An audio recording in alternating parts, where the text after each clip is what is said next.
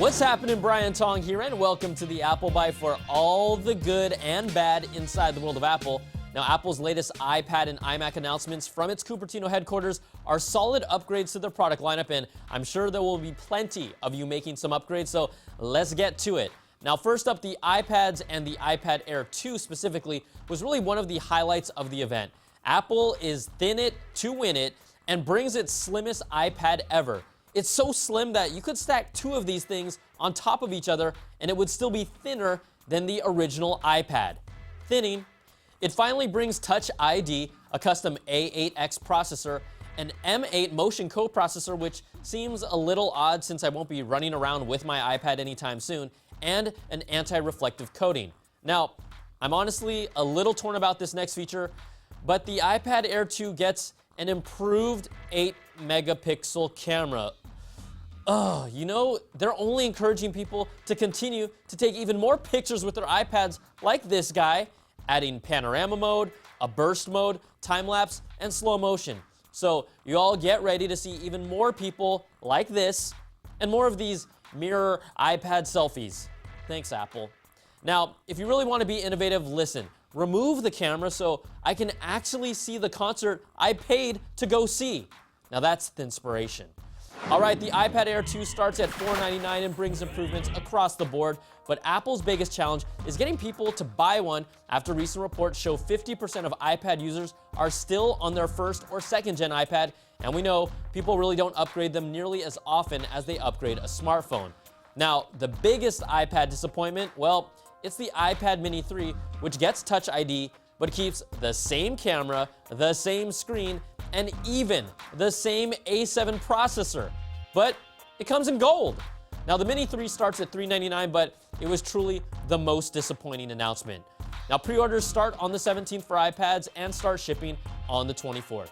All right, on to the Macs, and the iMac with its 27-inch Retina 5K display was clearly the other highlight with the highest resolution screen we've seen from Apple. 4 times the pixels, a quad-core Intel Core processor up to 4 gigahertz, an advanced fusion drive, and 5mm at its thinnest point.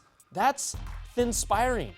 The iMac looks gorgeous, but starting at $2499 and the declining interest in desktops versus laptops doesn't make this a must-have anymore, but a great improvement. Now, the Retina iMac is ready to ship in 1 to 3 days, and let's not forget about the Mac Mini, 2 years waiting for an update, and it now gets updated Intel Core dual-core processors, Thunderbolt 2 and USB 3, and starts at $499, a solid update, but again, nothing flashy here. All right, on the software side, OS X Yosemite is available to download now for the price of free, and I think you're all gonna really love it. It doesn't take away any features, but brings a real cleaner and refined look and feel while adding some nice stuff like continuity, improved notifications, and search. Oh, and one thing, that trash can, though.